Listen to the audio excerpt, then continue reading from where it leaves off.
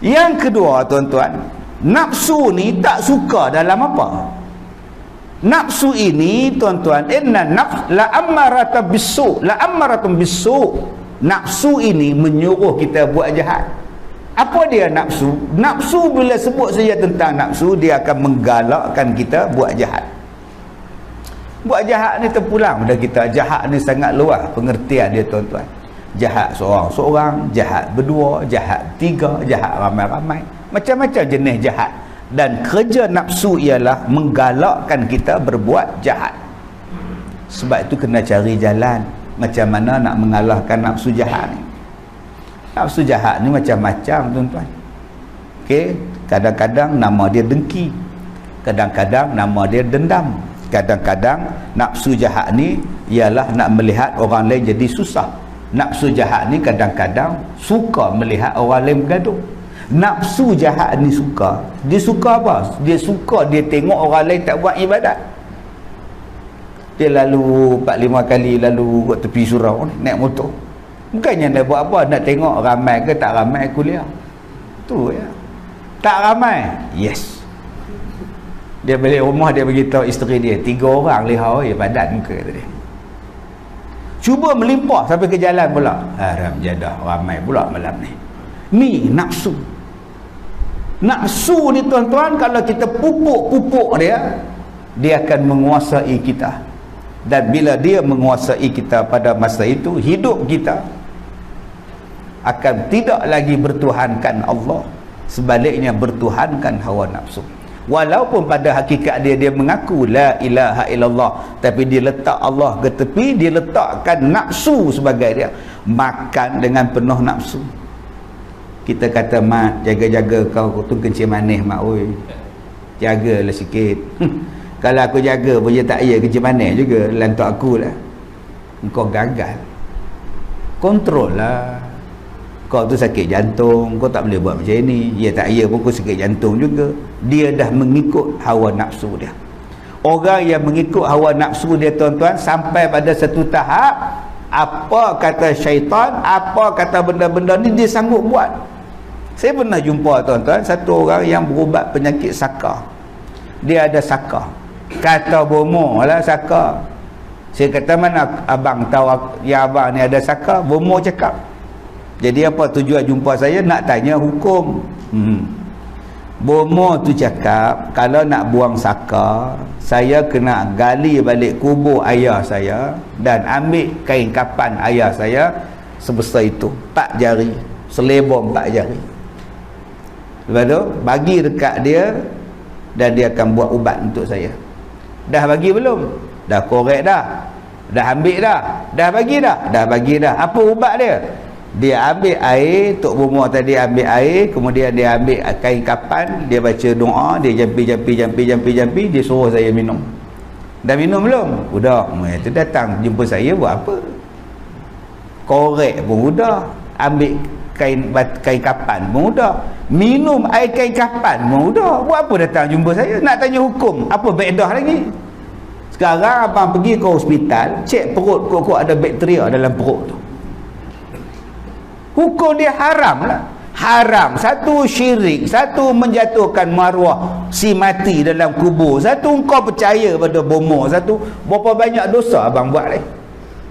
Kenapa yang abang jadi macam tu? Sebab abang tak nak mengalahkan hawa nafsu. Ini sesat. Tolak. Tolaklah. Saya ni kalau tuan-tuan, kalau saya cerita pengalaman apa yang saya jumpa, boleh buat filem. Ada satu pelajar sekolah agama, dia kata, ustaz, dia tiap-tiap malam kena rogol dengan jin. Biar betul ke? Atau apa je masalah sekarang? Saya mengandung anak jin. Oh ya. Atau saya nak gugurkan kandungan dia, ustaz. Bukan anak jin. Jin apa? Ada orang Melayu, ada orang manusia nama jin. Banyak tuan-tuan. Tu pun jin juga. Nama jin. Oh jin. Jin juga tu. Jangan main-main. Allah, tuan-tuan oi. Dia buat projek, bila mengandung dia kata jin yang rogol dia. Yang saya seronok, mak dia percaya, bapak dia pun percaya. Itulah katakan Ustaz, oi, kesian ke dia lah, jin datang rogo dia kan, tengok saya, tengok anak dia. Jin apa abang, oi? Jin rambut hitam lah, jin jambui nama dia. Kamu buat projek, kamu mengandung, kemudian bila mengandung salahkan jin. Jin pula cakap, tak pasal-pasal orang pula kena, jin pula marah tuan-tuan. Jin kata aku tak buat pun, cuma jin tu tak boleh cakap je tuan. Allahu Akbar tuan-tuan oi.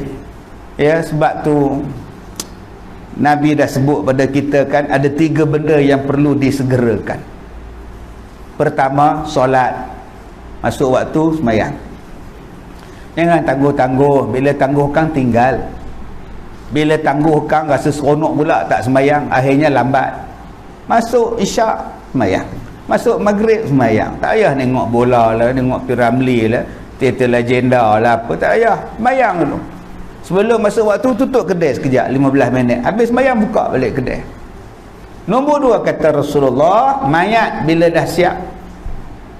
Mayat bila dah siap, kebumikan. Apa lagi nak tunggu? Nak nunggu ustaz, apa nama, anaknya belum sampai Kuala Lumpur ustaz. Nak nunggu anak dia pada New York ustaz. Lagi 2 minggu sampailah anak dia. Lepas balik kena kuarantin 2 minggu. Bila nak tanam mayat ni? Bila mayat tu dah siap, mandi, dah tanam lah. Apa lagi nak nunggu-nunggunya lagi, menunggu apa lagi? Yang boleh tunggu dah ada sebab. Yang lain-lain ni tuan-tuan, tak payah. Ada mayat meninggal 10 malam. Ada orang yang meninggal 10 malam, 3 petang belum mandi lagi. Saya ziarah dia, ingat ke dah ke bumi ke dah? Tanya orang kampung, dah ziarah dah ke bumi? Belum ya ke? Oh, sempat saya pergi pukul 3 petang daripada 10 malam. Tanya pada anak dia, kenapa tak mandi? Tukang mandi mayat, hari ni ada 3 mayat. Bapak saya jatuhnya last sekali.